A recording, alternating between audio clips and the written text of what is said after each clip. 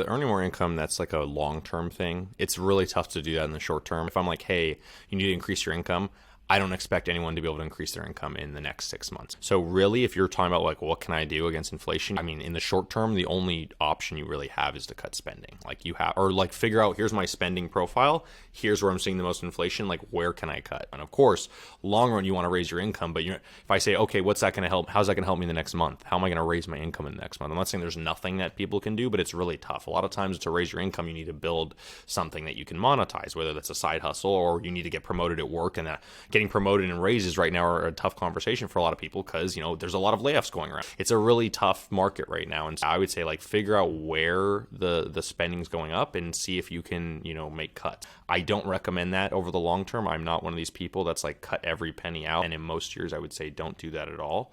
Focus on building income. But when inflation's hitting and it's really tough, that's like your only real option. Nick, how are we? Good. Great. It's New York City.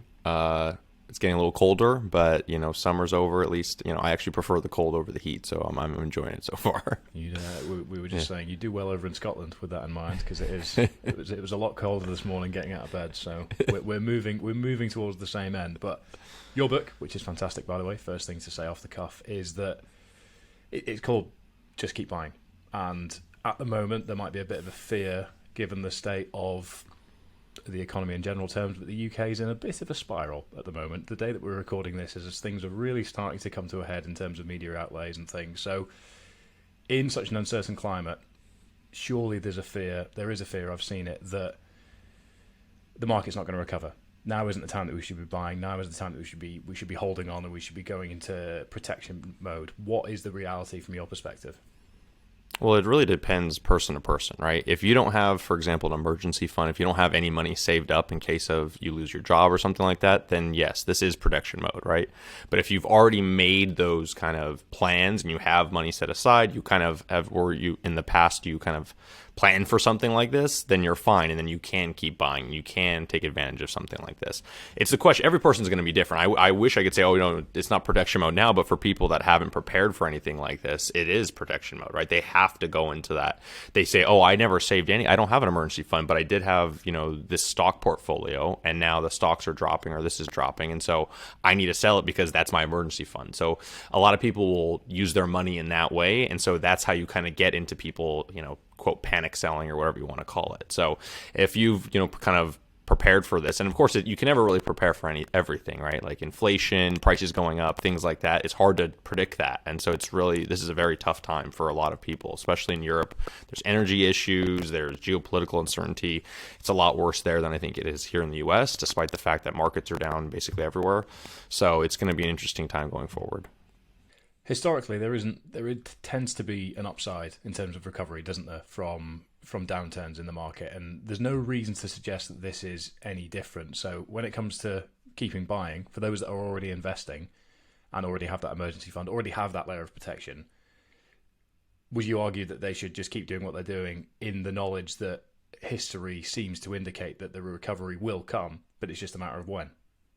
Yeah, and that's generally, remember, this is not true of every market, right? If you look at what happened in Russia earlier this year, they went down 80% in a month. To think that they're going to get back to that high anytime soon is, I think, a fantasy. But, generally most markets most of the time do tend to appreciate over the long haul, right? And so, of course, we could be at the beginning of a decade where that's not true. And this happens. This happened in the Great Depression. In the U.S., it happened in the 70s. It happened in the 2000s for the U.S., but it didn't happen internationally in the 2000s, right? So the U.S. had a rough decade. Internationally, it wasn't that bad. Especially emerging markets did very well.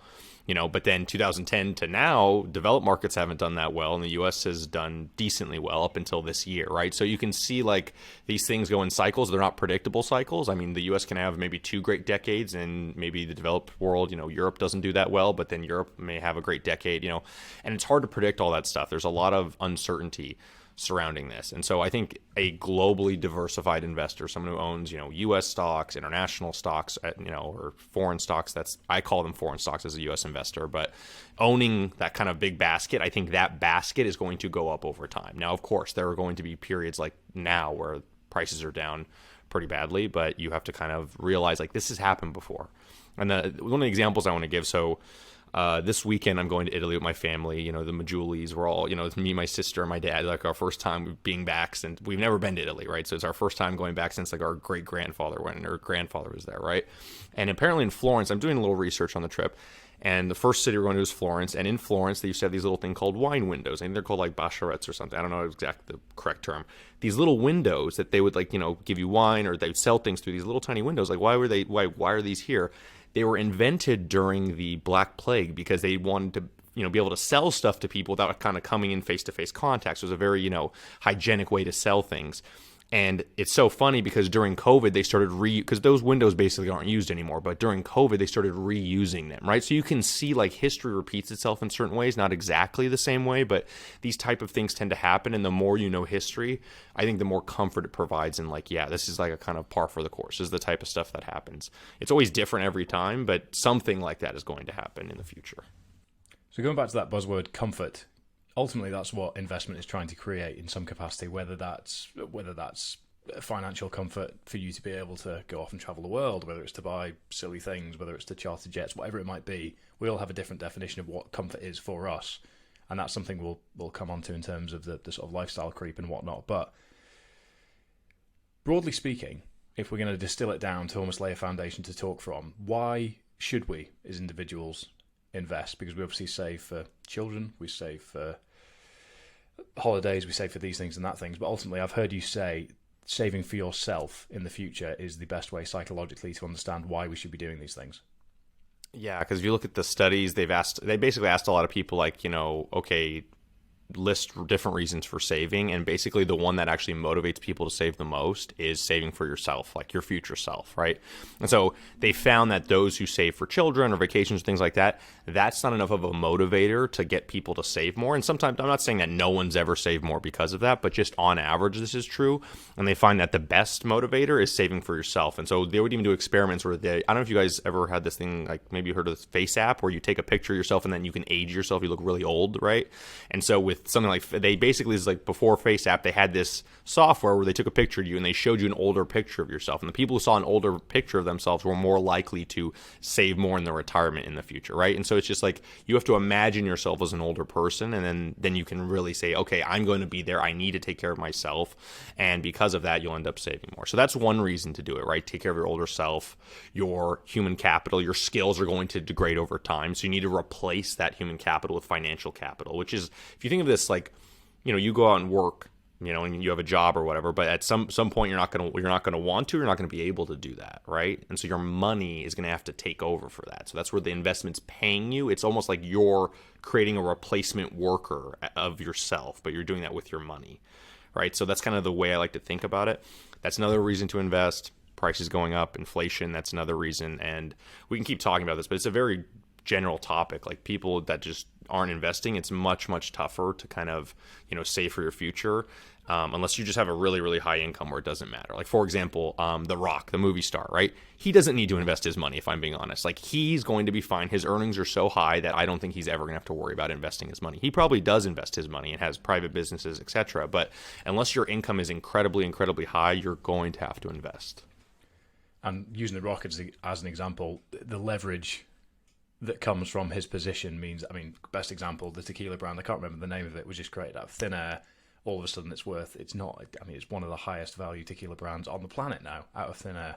So the leverage that he has from a social level means that there's a different way that he can invest, which is something I often think about, because the battle I have is how much do I extract from my businesses to put into savings versus how much of that do I keep in to try and convert into business growth over time to therefore in the future extract as savings or equity that's built to a certain point. And this is the sort of continuum that I'm considering.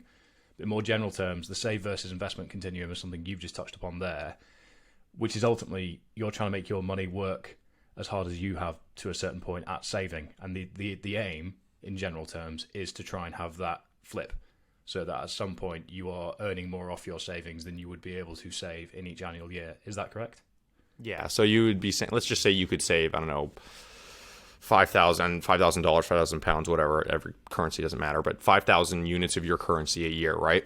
Let's say your investments can pay you 1,000 units a year. Okay, that means that what you need to do is you need to kind of get more money invested so that that 1,000 that's paying you from your investments becomes 2 and then 3. And if you do this properly over time, it's, you know, in a decent year, you're going to make more money than you could save in a year.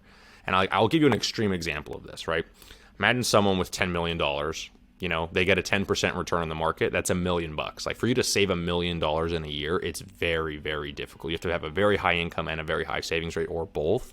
Most people can't do that. But once you have enough capital, once you have enough money invested, getting those type of returns is not that outrageous. A 10% year is not that crazy. I mean, in the US, at least before this year, we had 3 years of like basically 20% a year, you know, and that's during COVID too, which is like kind of wild, but that just goes to show like this is the type of stuff that can happen. So yeah, I'd agree with that. Like, just figure out where you are now. Like, obviously for most people, and younger people especially, you can save more than probably your investments are going to make you. But over time, you should see the investments catch up, and at some point they should pass, right? And when's that going to happen? Probably mid-career to late career.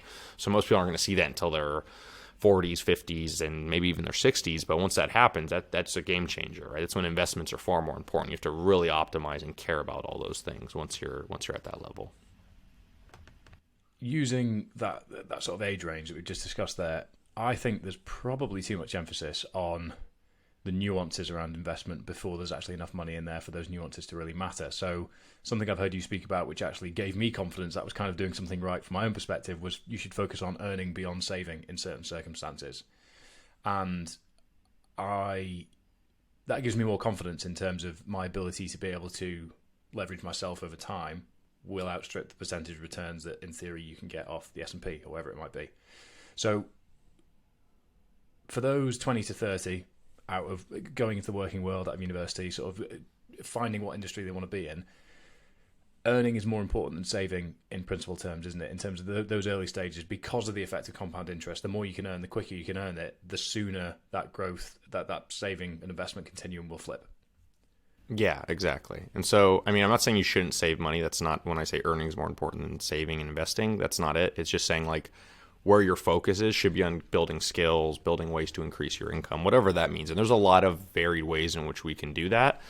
And the example I give, when I was 23, you know, I built all these spreadsheets, understanding my investments, all this stuff, but I didn't think about this. I only had $1,000 at the time, right? So even let's use the 10% number. I'm not saying 10% returns are regular. I'm just using it because it's very easy math, right? So 10% on $1,000, $100. That's $100 in a year. I was out regularly on a one night out, and 23-year-old, you know, Nick Magguili in San Francisco, spending $100 on Uber, dinner, shots, all that. You know, in a night you could easily spend $100, right? And you can. This is today. It's probably even higher than $100 to just go out in a big city, right? And so for me, it's like I blew my investment return in one night. And so it's like, why was I spending all this time like analyzing these investments when like I was on the other side just partying it up? And there's nothing wrong with going out and having fun with your friends, but like, where was the real leverage? What lever mattered more? Was it my investments? No, it was my time and how I spent my money early on, right? And over time, the levers kind of change, right? Like, you have tons of time right now. You have tons of time, and when you're young, time and energy and all that. As you get older, that time lever gets smaller and smaller and smaller, and so you have to focus on, okay, well, now I've been saving diligently, I now have more capital, and so that's the lever you use, right? Or in this case, when you're talking about The Rock, he has social capital he can use. That's how he can create a business out of nowhere, right? Because he's built a social capital from being in the limelight for multiple decades and now doing movies, etc., right? So you have to figure out like what lever is most important in your life and then just pull that lever, right? And that's what the whole save invest continuum is about. Most young people, their lever is time, and it's building skills. That's what their lever is, right? And so there's so many people like, oh man, I got to beat the market. It's like, you have $5,000 invested. Like, if you beat the market, it means nothing. Even if you beat the market by 10%, that's $500 extra. I'm not saying $500 is nothing, but in the grand scheme of your life, $500 is not going to change your life in any significant way. You know, and so at least this is for people in like the Western world, by the way. Obviously, there are people out there, if they got $500 and they're extremely poor, that would change them. But that's not the audience we're really talking to right now. So the time equity as well that goes into these things is that if you're spending so much time knee deep in spreadsheets, that time could have been spent serving tables, and you would have earned more than the 500 units of currency that you netted back as a result of that. So it all comes into, it's goal setting basically, isn't it? And I think in terms of what you want your finances to do for you, how you want to implement and leverage your finances, From a goal setting point of view, I don't know how dominant it is in the US, because obviously there's a bit more mobility. There's obviously different tech hubs around the US and things going on. But my generation, people sort of up to 30, over 30, depending what city you're in, there's a real emphasis, whether it's cultural in the UK, whether it's just for security, whether it's the way that we do things, because as a nation, we don't have as much mobility from California to the East Coast as you would in terms of variation. There's a real emphasis on home ownership, and it's becoming increasingly difficult to do that, especially at the moment. There's been a whole load of mortgage products withdrawn yesterday from the market as a result of the mini budget that's been released. So are there any strategies or saving tactics that you've picked up over the years that would actually equip people better to have a bit more confidence in how they can save against a volatile market? So it's very difficult to feel like you have any control, any power at the moment. How can we get a little bit more control and a little bit more power with what we have in front of us to be able to save towards that deposit, that down payment for a house, whatever it may be? Yes, when you're saving for like a big purchase, you have to kind of just save in cash and whatever cash that is. So in my case, it's dollars, some might be pounds, etc. And so the reason for that is because if you invest that money and then obviously the market drops 20% or something like it has this year, now you've just lost. I mean, imagine you're saving, in the US, a median home is $400,000. So you have to put down 20%. That means you have to put down 80,000 US dollars to buy the median single family home in the United States, right? So assuming I'm doing that, I actually live in New York City, so it's probably double or maybe triple that, depending on how you define home versus apartment, etc. But that's $80,000. Now, if I'm saving for that over time, that could take a while to save up for, right? It could take someone a couple of years. If you have that money invested, right, like you're like, well, I'm going to earn some more return on my money, and you could earn return. In most years, you probably will, but then you have years like this year where you're down 20%. So imagine you're nearly at the goal line. Let's say you're at 70,000, right? And you see a 20% drop, that's $14,000 you just lost, right? So now you're down back to what, 50 something? Yeah, 55, 56, whatever it is. You just lost. And now from being at 80, now you're at 56, right? So now you have to like catch up. Now you need another. It's like, that's one of those cases where obviously you got obviously unlucky, but still it's like you got to be really careful when you have like a specific thing you're saving for and there's a time, you have to save in cash. And obviously it's tough, and right now it's very difficult because rates are going up and rates run everything. So if we just I think people really think about things in terms of their payment, right? Like everything's back to like, what's my monthly payment going to be? That's what people really think. You can think about, well, the price of the house and this and that. I don't think, and the interest rates, none of that matters. It all comes back to the payment and their income, right? Because everyone's trying to balance, like they have a budget, and they're trying to balance within those constraints of their income, right?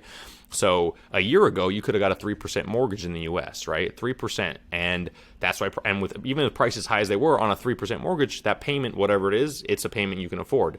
Now with, mortgage rates basically over double that, they're over 6% now.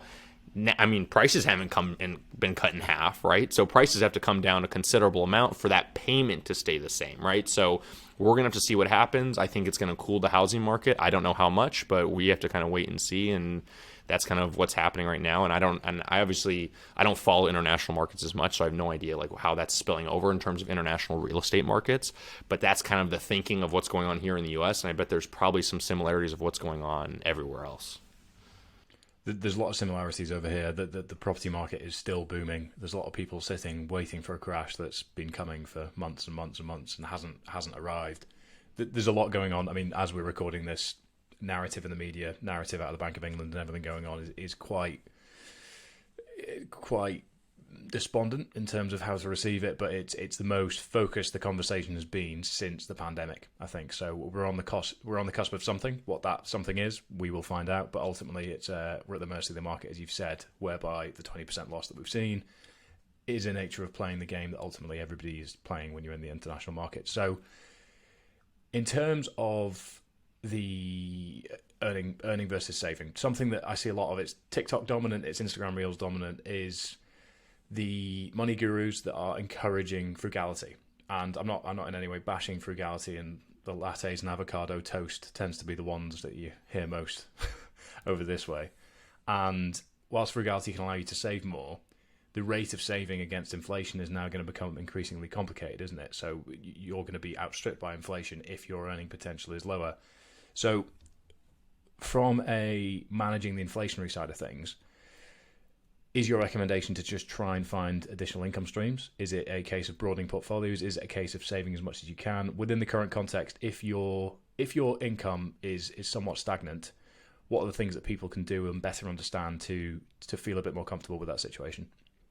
Yeah, so the earning more income, that's like a long-term thing. It's really tough to do that in the short term. I mean, there are, of course, exceptions to that rule, but for the most part, if I'm like, hey, you need to increase your income, I don't expect anyone to be able to increase their income in the next 6 months. Of course, it can happen. There are exceptions. Oh, I came out with a product or I had this skill that I monetized.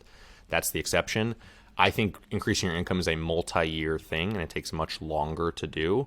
So really, if you're talking about like, what can I do against inflation, you have to like really, I mean, in the short term, the only option you really have is to cut spending. Like you have, or like figure out, here's my spending profile. Here's where I'm seeing the most inflation. Like, where can I cut? And that's the truth. And unfortunately, that's not a great answer. I know it's not a great answer to give, but that's like the only thing you can do in the short run. Of course, long run, you want to raise your income. But if I say, okay, what's that going to help? How's that going to help me in the next month? How am I going to raise my income in the next month? I'm not saying there's nothing that people can do, but it's really tough. A lot of times to raise your income, you need to build something that you can monetize, whether that's a side hustle or you need to get promoted at work. And getting promoted and raises right now are a tough conversation for a lot of people because, there's a lot of layoffs going around. How can you say, well, I need a raise when there's layoffs, right? It's a really tough market right now. And so it's going to be interesting to see how it plays out. But yeah, I would say like figure out where the spending's going up and see if you can, make cuts. That's like the best idea you can do for the short run. I don't recommend that over the long term. I'm not one of these people that's like cut every penny out. I don't agree with that. And in most years, I would say don't do that at all. Focus on building income. But when inflation's hitting and it's really tough, that's like your only real option in the short term.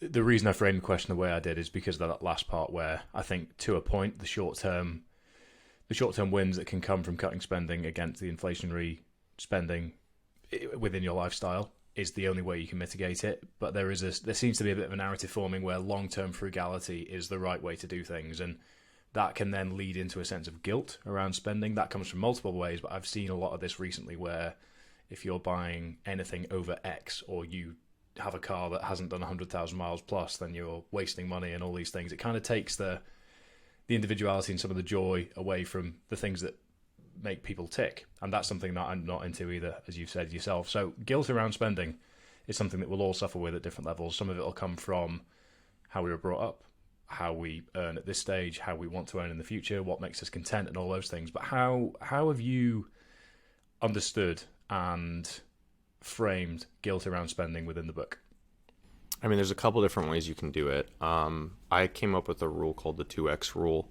And basically, if you're going to save for something, and this is a way to get rid of the guilt, obviously, if you're going to save for something, splurge. We'll just call this a splurge. I don't do this with everything. I only do this if I'm going to spend a lot of money on something that I wouldn't normally spend on. So if you're going to save for it, I say save 2X for it. So if you need to save, let's say, the example I give, I need to buy a pair of dress shoes, right? A nice pair of dress shoes, right?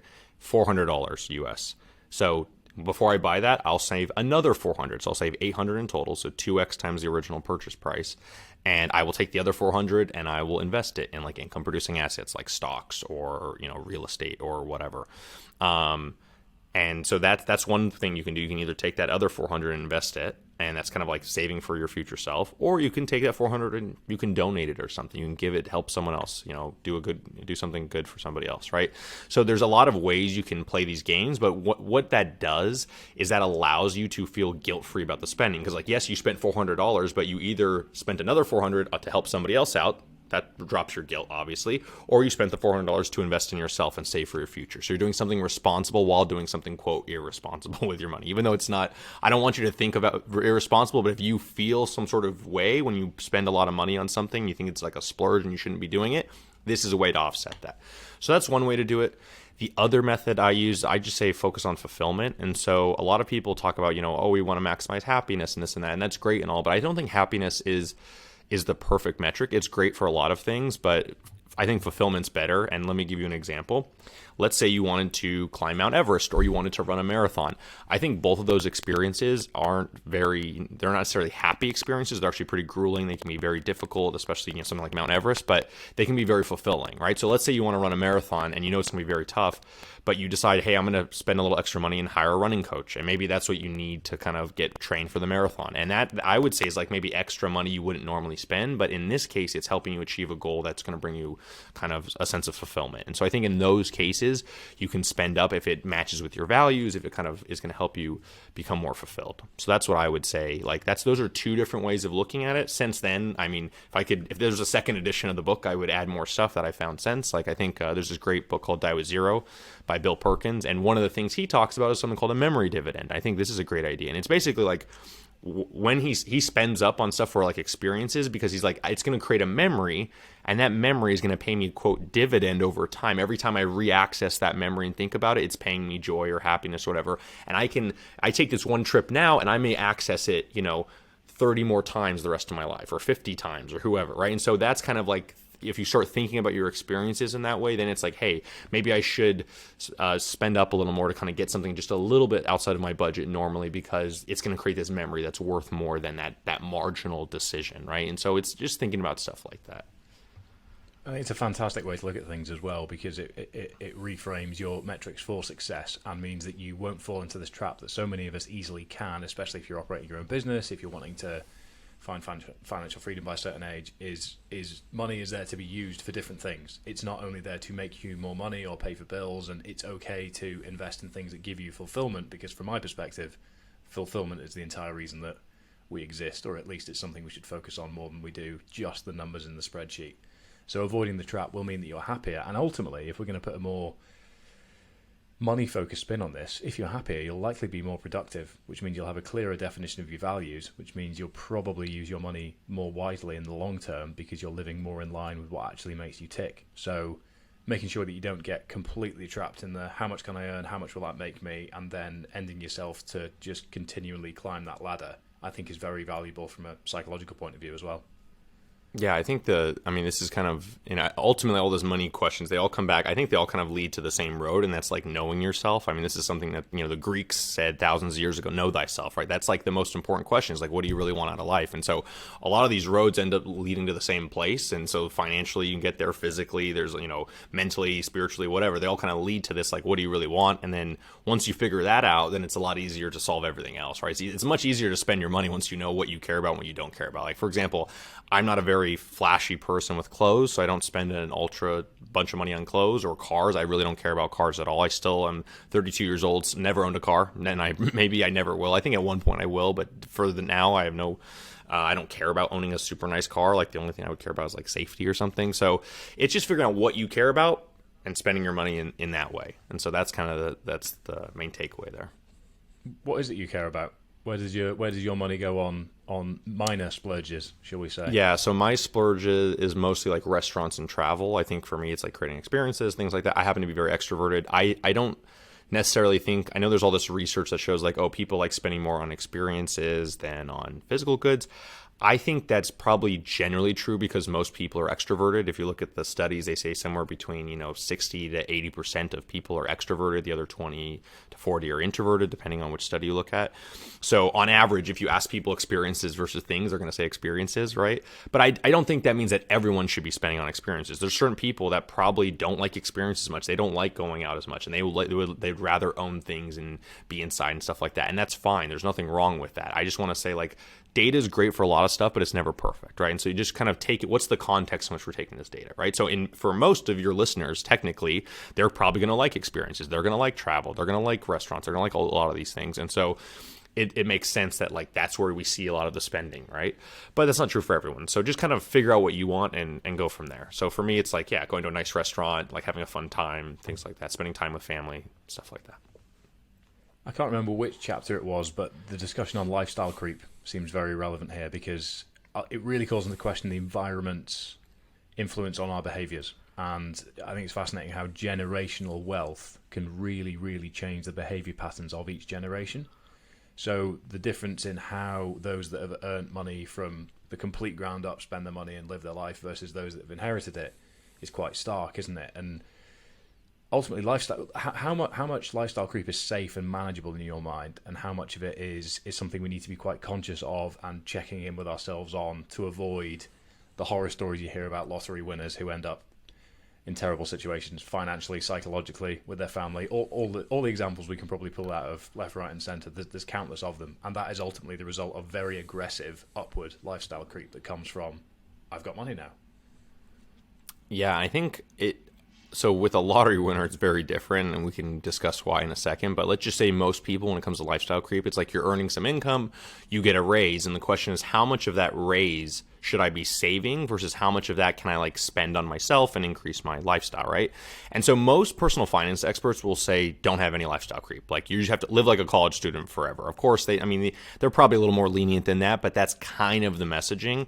And I vehemently disagree with that because I've actually run a bunch of simulations that show you can, like, let's say how the simulation works is very straightforward. Is like, imagine you're on this path to retire at a certain point. You're doing decently. You don't have to be doing super well. But you're not doing super poorly either. You're kind of just doing decently. You kind of say, hey, I should be able to retire around this age, whatever. You're on this path, right?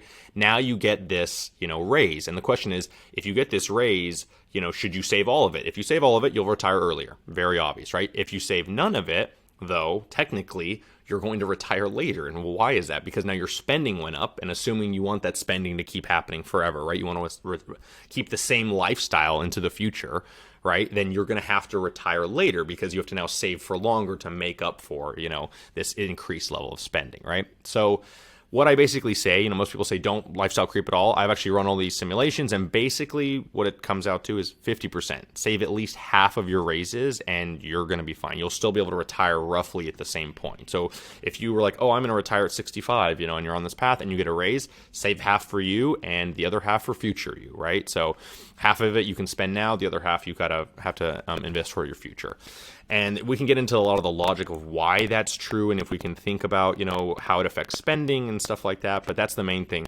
With the lottery winners, I think the issue is that they aren't discounting like that spending over many years. They're just saying, oh, look, I have $10 million, right? And that's more maybe than their career earnings would be. But they're not saying, okay, take that $10 million and now let's move that over the next 40 years. And now you do that, and now the spending's very different, right? Because even case of 40 years, isn't that like 250,000? Of course, there's like there's some sort of, the return they're going to get so they can spend more than 250 a year, but that it kind of gets at like, if you just do an even division, you see like 250,000 is not that much. It's not $1 million a year, right? Someone with $10 million can't spend $1 million a year for the next 40 years, right? It's very unlikely they'll be able to do that. They're very likely to run out, right? So I think that's kind of the thinking, and figuring out like, okay, how much of an income raise did I get? And then how does that really impact my spending? And so just figuring out the right amount, and I think it's roughly 50%. Ironically, works really well with the 2x rule, so you just think of like, 2x, basically like half, something like that. Because using the $10 million example, in reality, let's say it's after tax, so it's around, it'd be very convenient if it was, but around 10 million units of currency, and you put 5 million of that away, you could likely burn through the 5 million like an absolute maniac, but you'd still have 5 million in an investment account that would actually be earning you more than that save investment continuum that you would have been earning before, even if you were doing really, really well. So just reframing things in that way, again, it emphasizes how aggressively things can compound once you get to a certain point. But I think it's a very applicable thing, especially at the moment, because also it makes people feel like they're moving forwards rather than cutting back, which I think I'm with you on the disagreeing with living like a college student for your whole life. It just doesn't, it's not something that computes with me at all.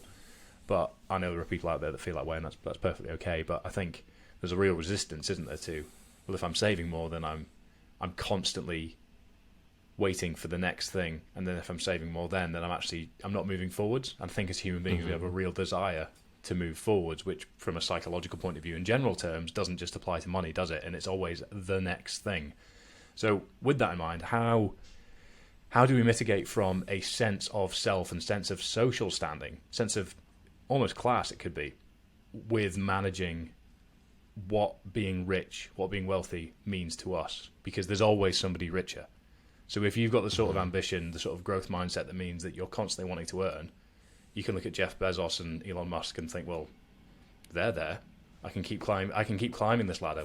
How do we decide when we get to the top of the ladder? How can we implement strategies to better manage that from a day-to-day point of view? Because that will better underpin fulfillment ultimately, won't it?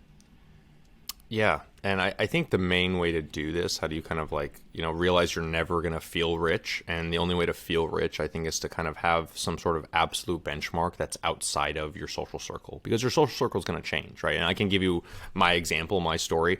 I grew up in a lower middle to middle income, household in the United States, and it varied over time. That's why I say lower middle, because at points we were lower income, and at points we were like, middle class, right? And so it's jumped around a bit.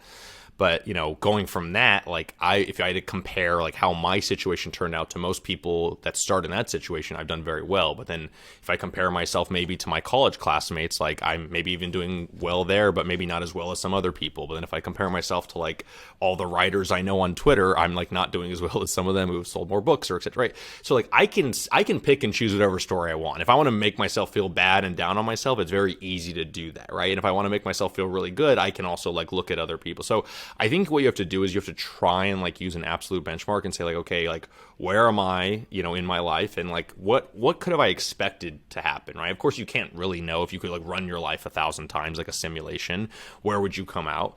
And the question is like, do you really think like you are doing as well as you could have done? Are you in the top 5% of your lives, of your possible lives? Are you in the bottom 5%? You got to think like that. That's the only way to do it, because if you start comparing yourself, you're always going to be, in the case with, imagine the lottery winner, right? You gave up.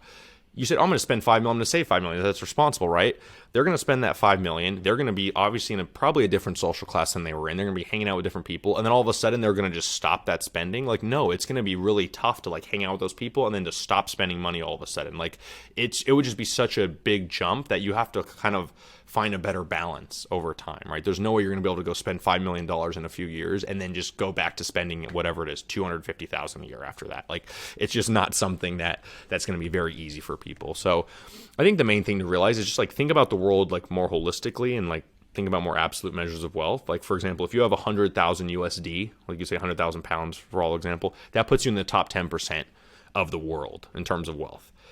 And you're going to say something like, well, Nick, that's not fair. Like, I would consider those people rich. If you're in the top 10%, I would consider you rich relative to the world, right? But you'd say, Nick, that's not fair because you're comparing me to people elsewhere on the planet that, maybe they're farmers or something, rural farmers. That's not really a fair comparison. But the problem is other people who are even richer than you, when they say, oh, I'm not rich. Like, look at Jeff Bezos, look at Elon Musk, like you said. They're going to say, I'm not rich. Those people are rich. And you're saying, but that's not fair. And because they're comparing themselves to me and you, right? Like they feel like we can't compare, they can't compare themselves with us normal people, right? But we're doing the same thing with those like rural farmers. It's the same logic. It's like, it's all cutting hairs. Like, where do we decide who's rich and who's not?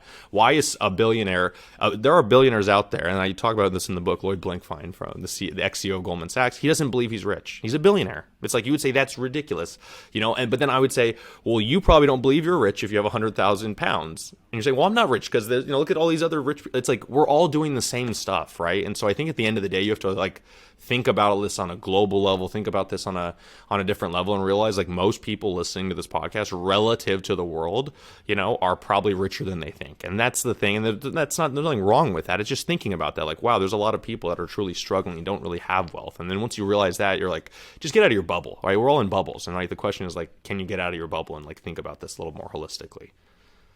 If you can measure yourself within the parameters of what gives you fulfillment and what makes you happy, that's a much better way to do it as well. Because if you're in an investment bank, there's always going to be someone more senior, and your earning potential is going to be huge. But there's going to be someone that gets a bigger bonus because they performed better that year, and you might think, oh well, they got 30 grand, and I got 15.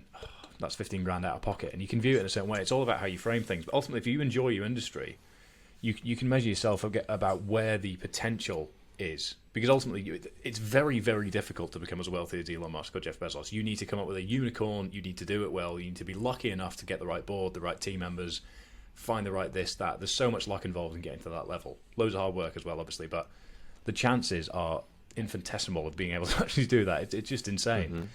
But if you actually look at the parameters of where you exist, then you can get so much more value from that. And that means that your money feels more valuable to you as an individual rather than just another metric. Because the Western world is so metric focused, there's so much instant gratification, it makes it hard for us to be proud of the money and the growth that we've actually had as individuals.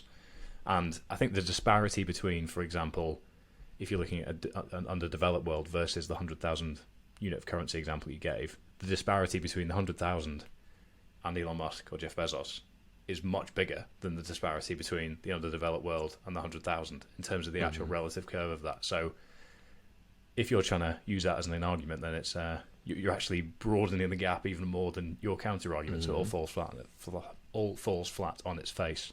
Don't know why that was so difficult to say, but maybe it's because I'm caught thinking, oh, I wish I could buy a $600 million super yacht like those two. But it doesn't get you anywhere. It doesn't get you anywhere. I think looking at yourself for your growth within your individuality is very valuable, because nobody is better at being you than you. So if you can ask yourself, have I done enough? Have I put everything in? Then that money becomes infinitely more valuable in terms of where it's placed. Yeah, exactly. Right. And so it's like, I agree that, thinking of some absolute measures, trying to just not worry as much about that. It's tough, though. It's really tough. As a species, humans, we compare each other to social circles, the status, all that stuff. It's there. It's hard to like turn that off. But just realizing like, hey, this is a normal part of it, and just kind of trying to find measures like well, I think Warren Buffett calls this a personal scorecard. Instead of trying to like compare yourself to everyone else, it's like, what do you really care about? And like your ideas that you put forth and say, hey, I care about these things, and just judging yourself against that and not against every other person out there. So very valuable, I think. So we've spoken a lot about buying, as just keep buying is the ethos, really, isn't it? That's how life should be lived. But when should we sell? When and what information should we bear in mind when it comes to actually selling? Obviously, there's a point of retirement, there's pension funds, there's lots of things to consider, but along the way, what should we bear in mind when it comes to selling? So there's three kind of different times when you should sell. One's for like a rebalance. Sometimes you have to, if you're rebalancing your portfolio, let's say stocks have gone up a lot or bonds have gone up and stocks have fallen, you need to kind of get things back in balance. That's one reason to sell. The second reason to sell is if you're in a concentrated position of some sort. Let's say, you had equity in a company and it went public and now it's like 80% of your net worth. I think in those cases, you've got to kind of sell some of that off to kind of diversify a little bit. Same thing of people. I know people in the US who've been buying Apple since like 2015, and now it's like a big portion of their portfolio. And I'm like, you should sell some of that off, de-risk a little bit, because you never know. Any one company, anything can happen. The third reason to sell is just like when you need to use, money for something, right? That's like the point of money. I think most retirees, they're selling, and they should be selling, because like that's the point, right? What's the point of spending all this time and energy to accumulate all these assets, invest them, forego current consumption for decades, and then not sell it, not use it now? Well, that was the point. Like, what was the point of doing it? That's the whole point of saving all that money, was so that you could use it later, right? That's the point of money, right? Or at least, that's not the only point of money, but that's one of the points of money, right? Or saving and investing and us doing this whole thing. So if we're talking about selling, there's like the standard selling, like just normal kind of keeping your portfolio together. There's like oh, wow, this crazy event happened, I need to kind of diversify and reduce risk. And then the third type of selling is like, oh, I need to sell because I need to live my life. And that's the point of money, right? So those are the three main reasons. Of course, you can probably find other reasons to sell. But those are the three I try and focus on. And right now I'm not in, the only one I do is rebalancing. I obviously have some, I don't really have any concentrated positions. I guess I've had some losing positions, which I've gotten out of, like gold and things like that. I had altcoins earlier this year, very, very small percentage of my money. And I sold out of those because I was like, yeah, I got into it because I was like, put 0.5% of my net worth and said, let's see what happens. And then it went down 60%. So I'm like, okay, yeah, this was a bad idea. So good news. It wasn't more, but yeah. Well, that's what I'm saying. You gotta control risk. You gotta control risk, right? So that's what's important. So yeah, I'm nothing against people taking bets, but you got to control the risk when you're taking those type of bets, right? It's not a 0.5% here or 1% here. Those are paper cuts in the grand scheme of things, right? It's the people who put in, oh, I'm going all in on this one random thing. And yes, some of those people get very rich, but a lot of them don't, and they lose everything, and it's really, really tough to see. It's where the recent surge in NFTs and Dogecoin and everything has really, really probably subverted people's expectation of this, because there seems to be an indication that going all in on something is, you can almost Reddit thread your way to billionaire status, and it just means that what we see the people that have been successful in that space. You don't hear about the people that have lost everything. They've lost all their investment money because they put it all in a high risk but potentially high reward, but they fell into the former. So it goes back to the spreadsheet discussion we were having before, where the vast majority of investment should be in steady, predictable things like the S&P. And then, as you've just said, about 2% of your net worth was in more erratic, almost gambling. It's sensible, informed gambling, isn't it? But they're fun stocks where you can look at a company, you can look at something, and you can make an informed decision. Do I think this is going to go up or down? And then whether it goes up or down doesn't really matter. It's just nice to know that you were right, or I was wrong, but at least I've still got some of my money left. So at what point should people make it more complex? For the vast majority of people, I assume, would your recommendation just be to ease yourself into the S&P and start to understand the markets a little bit more? Or would you encourage a broader understanding for people to begin with? And then at what point do you start actually stock picking? At what point do you start looking at things in a broader sense? I don't even generally recommend stock picking for a host of reasons. We can get into that if you want. But I think the general, like what most people should do is just own a diversified portfolio, whether that's the S&P, whether that includes, I think should include international stocks as well. So stocks in the UK, stocks in Germany, France, Spain, right, et cetera. All, China, all the world, right? World stocks, what we're talking about. So owning like kind of a, ETFs or any sort of, funds that own all of those things. And I don't know, I know every country is different in terms of what access they offer, but just having those things that have that type of exposure. And I think you should spend your time doing other things that you're probably more productive at. And that's not being an investment guru and, being a stock picker. I think most people are not fit to do that. And I think it's really tough to know, even if you're good, it takes a long time. So it's one of those things where and there's so much luck involved too. So I'm just like, hey, you should probably spend your time doing something where you're good at it, and like where you can show like, yes, I'm good at this, right? Like I clearly, I'm a photographer and I took all these photos and people pay me money for photos and hire me. And so it's very easy to demonstrate skill in like so many areas of life. With investing, it's really tough and it takes a long time. And I think there's a lot of people in it that probably shouldn't be in it and they don't even realize it, and they're just wasting time doing it. Now, of course, some people love it so much and no matter what I say, they won't be deterred. That's fine. And that's kind of what you need. You need those people out there who love it and just want to do that. But for most people that are like, oh, if you're on the fence about whether you should be spending all this time studying investing, I'd say don't do that and follow your passion and something you care more about, because you're going to put way more time in, you're going to earn more income through that, etc. So that's what I would say. So to really simplify it down, for those that are fortunate enough to have a bit of disposable income or a little bit in the black at the end of each month at the moment, and they don't have a clue where to begin when it comes to investment. They've heard of ISAs, they've heard of X product, Y product, they've heard of Vanguard, they've heard of all these things.